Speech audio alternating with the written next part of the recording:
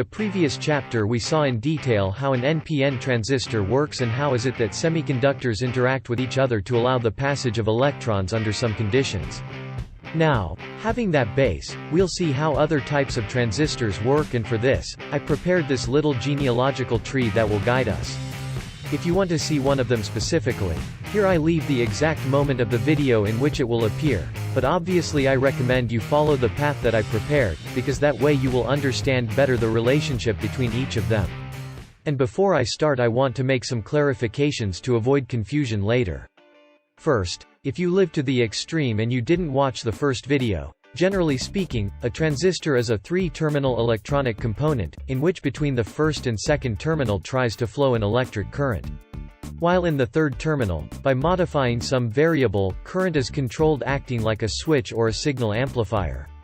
Secondly, I want to make a difference between the type of transistor, that is the relationship between its internal components, and the encapsulation or housing that protects it, since the same package can serve for several different types of transistors. So for example, at a glance we might know this is a TO3 package, a TO39, and a TO220, but we could not know if they are an NPN, PNP, MOSFET or whatever. Although on the other hand we could deduce that the larger or better heat dissipation options the package deliver, probably the transistor inside will be able to work with higher voltages or currents because the heat of a transistor is generated by the Joule effect, which, as we saw in the chapter on resistors, is related to these two variables. And thirdly, that the disposition of the internal elements of each transistor that I am going to show you will be only referential, because in reality they can have shapes a lot more complex, but the interaction between the elements should be the same or very similar. The first family of transistors of which we will talk about are the bipolar joint transistors, or BJT for its acronym in English, and the first type of transistor of this family are the NPN transistors, that as we saw in the previous chapter, are composed of three interconnected semiconductors with different doping. The type N semiconductors have more free electrons, while P-type semiconductors have holes, or lack of electrons. Both electrons and holes, we will call them charge carriers, since they can move through the semiconductor allowing current flow. And what happens when we create a PN junction is that electrons can only move in one direction from the semiconductor type N to type P, when the positive pole of a voltage source is positioned in the semiconductor type P and the negative pole to the opposite side. Basically this is how a diode works, and for those who have followed the other videos of the channel, sorry for explaining it for the third time, but this time I want to go deep into something that I did not give much importance in the previous videos, the depletion zone, or also known as depletion layer, which is precisely the area in which both semiconductors come into contact, since the wall of the N-type semiconductor will have electrons to spare and the wall of the semiconductor type P will have holes where electrons are missing. These will interact naturally to stay in balance, and therefore the charge carriers, that were previously free, will no longer be. This being the reason that it is known as a depletion region, and also that there is a potential barrier or a voltage threshold that must be exceeded for electrons to start to crossing it. That is not all, as that depletion zone can be overcome by having a direct polarization PN junction. It can also increase its size and reverse polarization. For a diode it just means that electrons cannot flow, but, as we will see later, this same principle can be useful as a control method in a transistor. Returning to our NPN bipolar junction transistor, this will form two merged PN junctions, with a total of three terminals or electrodes: the collector, the emitter and finally the base. The grace of this mix of components is that by varying the current that passes between the emitter and the base, we can control whether or not the current passes between the collector and the emitter, being able to act as a switch or signal amplifier. Now, what happens if we change the doping of semiconductors? We would have a PNP bipolar junction transistor which roughly works just like the NPN, but there are two big differences. The first is that the required voltage between the base and the emitter in a PNP transistor must go in the reverse direction to that of the NPN transistor, which is quite useful if we want to amplify an alternating signal, because using both types we could amplify both positive and negative voltage.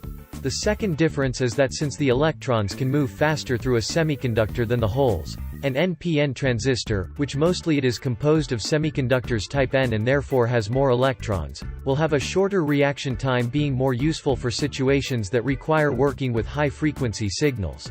The third transistor I want to talk about is based on bipolar junction transistors and has a fairly simple principle. We know that a transistor can amplify a signal, so what would happen if we amplified that signal that was already amplified? Exactly, that is the foundation behind a Darlington pair. Basically they are two bipolar junction transistors connected in series. The truth here is that there is not much to explain. What is interesting is that despite being two transistors together, the amount of electrodes is still 3, which means that once encapsulated we will have a transistor that works exactly like the previous ones, but with greater potential amplification or gain. The fourth type of transistor is a phototransistor, that as you can imagine allows to control the flow of current depending on the light that comes to it. The way a phototransistor works is adding to a bipolar junction transistor a new element, a photodiode, which varies its resistance to the passage of the current in reverse polarization depending on the light that falls on it. By working together, when the photodiode receives light, allows to flow a part of the current from the collector to the base, that is, it will be amplifying itself depending on the light. If we analyze the phototransistor and the photodiode, we will realize that they do the same. The light comes to them and they let current through, but the reason because a photodiode is not used directly, is that the current that lets pass is so low that an amplifier is required to get useful results. Now for the fifth type, let's go to the other branch of our family tree of transistors. The following transistors are known as field effect transistors or FET, and the first one, which would be the fifth of our list, is the JFET, or joint field effect transistor. This also works using semiconductors type N and type P, but they are arranged in a different way. In this case, there is a channel made of a single semiconductor between two terminals, which we will call source and drain. As I mentioned in the previous video, a doped semiconductor can transmit the current without problems, and therefore, so far, all we have is a simple cable. But the interesting thing happens when we add a semiconductor of the opposite type in the middle of the canal, as in the bipolar junction transistors. This new element is known as the gate. What will happen is that since they form new PN junctions, the corresponding depletion zone will also be created. In principle, even without applying any voltage on the gate, if the electrons want to flow from the source to the drain, these will not have problems. However, the higher the voltage between the source and the drain, this depletion zone will begin to change its shape, following the same logic we saw in the diode. Therefore, the higher the voltage, the greater the depletion zone in which there are no free charge carriers.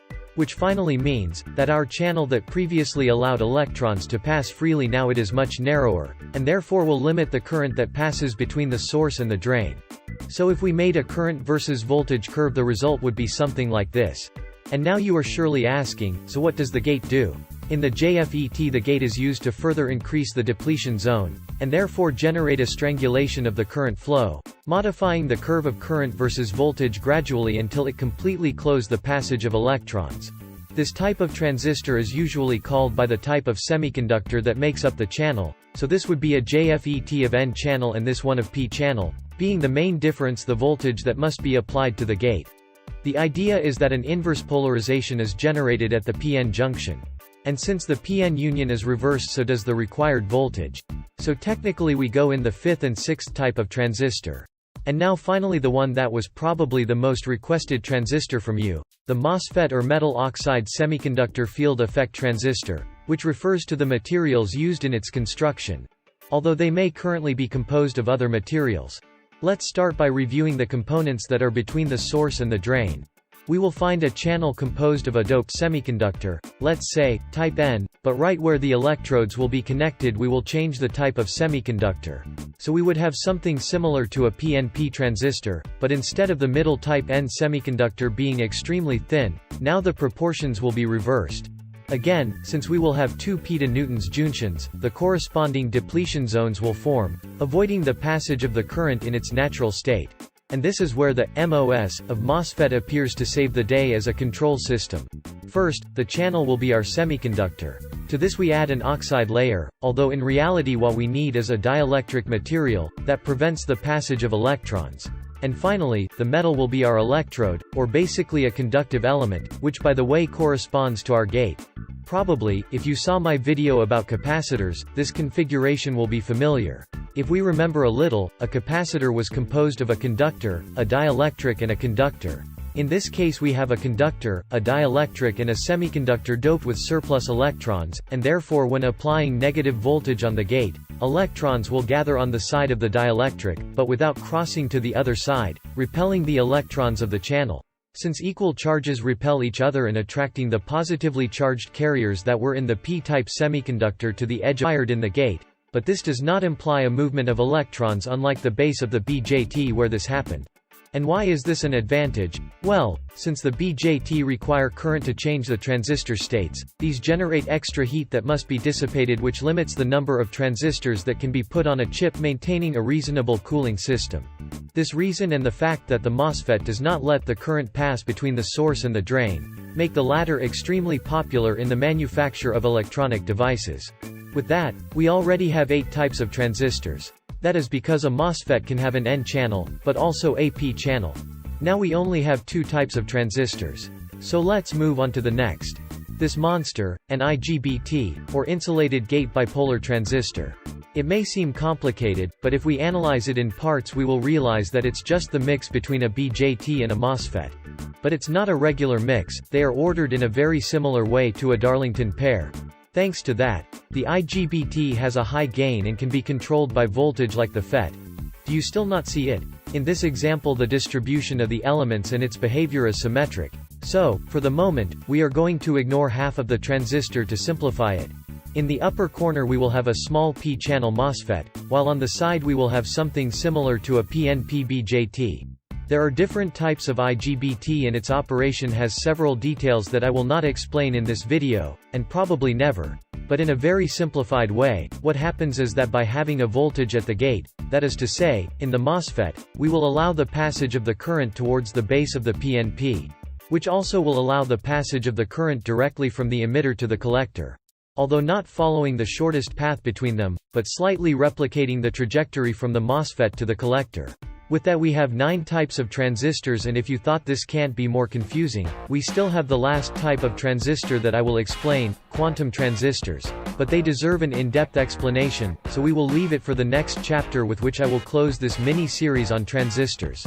If you don't want to miss it, subscribe and activate notifications. That's all for now, and see you in the next chapter.